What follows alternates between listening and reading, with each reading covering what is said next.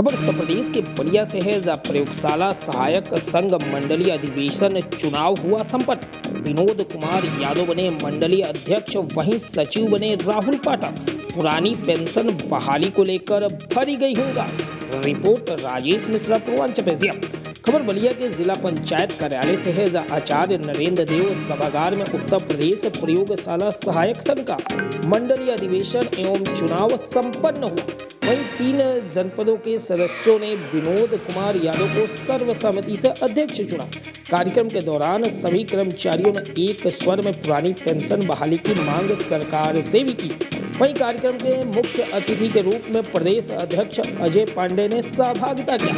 प्रदेश अध्यक्ष ने सभी कर्मचारियों से अपील किया कि कर्मचारी हित के लिए विभाग और सरकार के सौहार्दपूर्ण वातावरण में संघर्ष करते रहे। वहीं अधिवेशन के दौरान सत्र में संगठन के मंडलीय संगठन का चुनाव हुआ। चुनाव में तीनों जनपद बलिया, मऊ, आजमगढ़ के सदस्यों को अपना प्रतिनिधि चुनना था। एक बार तो ऐसा लगा कि संगठन के पदाधिकारी निर्वाचन के लिए मतदान करना पड़ेगा, परंतु बाद में सर्वसम्मति से अध्यक्ष और सचिव का चुनाव किया। देखिए हमारी खास खबर। ऐसी तमाम छोटी और बड़ी खबरों के बने रहे हमारे साथ। आप देख रहे हैं पूर्वांचल पेश। मैं हूँ राजेश मिश्रा। धन्यवाद। इसमें पदाधिकारियों का चयन होगा, एक मंडल अध्यक्ष और एक मंडल सचिव का। इसमें तीनों मंडलों के जो पदाधिकारी हैं उनका चयन करेंगे। बाकी मैं कुछ अपने संवर्ग के विषय में भी विचार व्यक्त करना चाहता हूं आप पत्रकार बंधुओं के माध्यम से। 19 अप्रैल 2022 को उत्तर प्रदेश की माननीय सरकार के माननीय कैबिनेट ने हम लोगों के विषय में एक कैबिनेट से प्रस्ताव पास किया, जिसमें से प्रयोगशाला सहायक संवर्ग से 25% लोग जो है वो लैब टेक्नीशियन के पदों पर पदोन्नति द्वारा भरे जाएंगे। उसके लिए मैं उत्तर प्रदेश सरकार के मुखिया माननीय मुख्यमंत्री योगी आदित्यनाथ जी का भी आभार व्यक्त करता हूं।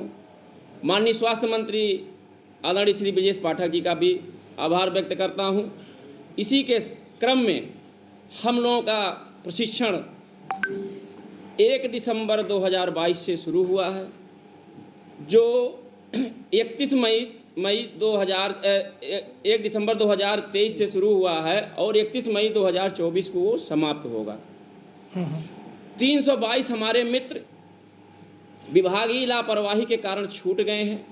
उनके लिए भी हम प्रयासरत हैं कि सरकार, शासन और विभाग से भी हम आग्रह करते हैं कि उनका भी प्रशिक्षण शीघ्र हम लोगों के बीच में ही शुरू कराए जाएं। इसके लिए हमारा संगठन प्रयासरत है। दूसरा, पुरानी पेंशन की बात आती है। पुरानी पेंशन के लिए भी हम लोग आंदोलनात्मक रूप से सहभागिता दे रहे हैं। सरकार से मांग भी कर रहे हैं। सरकार के लोग समझ भी रहे हैं। अब हमें ये नहीं समझ में आता है कि अब वो खुद को पुरानी पेंशन ले रहे हैं, जो जनप्रतिनिधि हैं, जो जनसेवक हैं। हम तो सेवा करते हैं, हम सरकारी सेवक हैं, हमारी वही जीविकोपार्जन है। हम यदि रिटायर हो जाते हैं तो हमको 600, 700, 800 रुपये अगर हमको पेंशन मिलेगा, तो क्या हमारी जीविका उस रुपये से, उस जो आर्थिक मदद हमको सरकार अनावश्यक रूप से जो एनपीएस के माध्यम से दे रही है, क्या वो हमारी आवश्यकताएं पूर्ण हो सकेंगी? ऐसा नहीं। तो सरकार को हम लोगों के हितों को ध्यान में रखते हुए, हमारे परिवारों के हितों को ध्यान में रखते हुए, हमारी स्वास्थ्य को ध्यान में रखते हुए पुरानी पेंशन को बहाल की जाए। हम लोग पुरानी पेंशन के आंदोलन को और धार देने के लिए प्रयासरत है।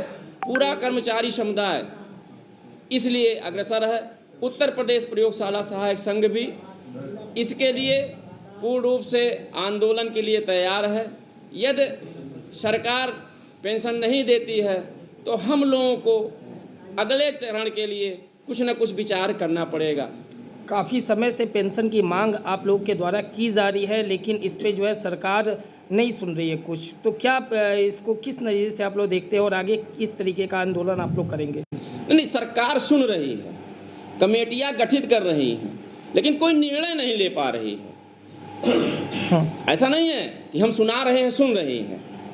और मैं मीडिया बंधु आप लोगों से भी कहूँगा कि जो हमारे आंदोलन होते हैं ओपीएस के, पुरानी पेंशन बहाली के, उसको भी आप लोग सरकार तक पहुंचाने का प्रयास करें।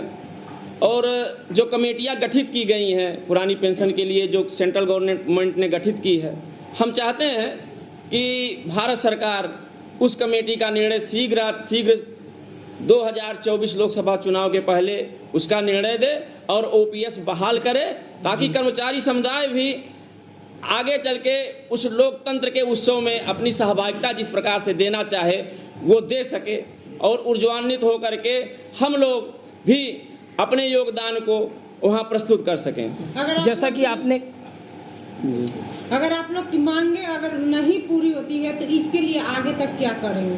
आगे हम विचार करेंगे कि हमको क्या करना चाहिए। हमें भी मताधिकार का उपयोग है, प्राप्त है, हम भी मताधिकार देते हैं, हम भी देश के नागरिक हैं। हम नागरिक के तौर पर भी कर्मचारी हैं, हम सरकार के नाक कान भी हैं। हम सारी योजनाओं को जनता जनाता तक पहुंचाते हैं। और ख़ासकर तो हम लोग मेडिकल क्षेत्र के हैं। आप लोग जानते हैं कि वैश्विक महामारी में हम लोगों ने क्या किया, अपनी जानें गंवा दी। हम कितने भाइयों ने हमारे, हम लोग घर घर तक जा कर के मेडिकल परीक्षण किए।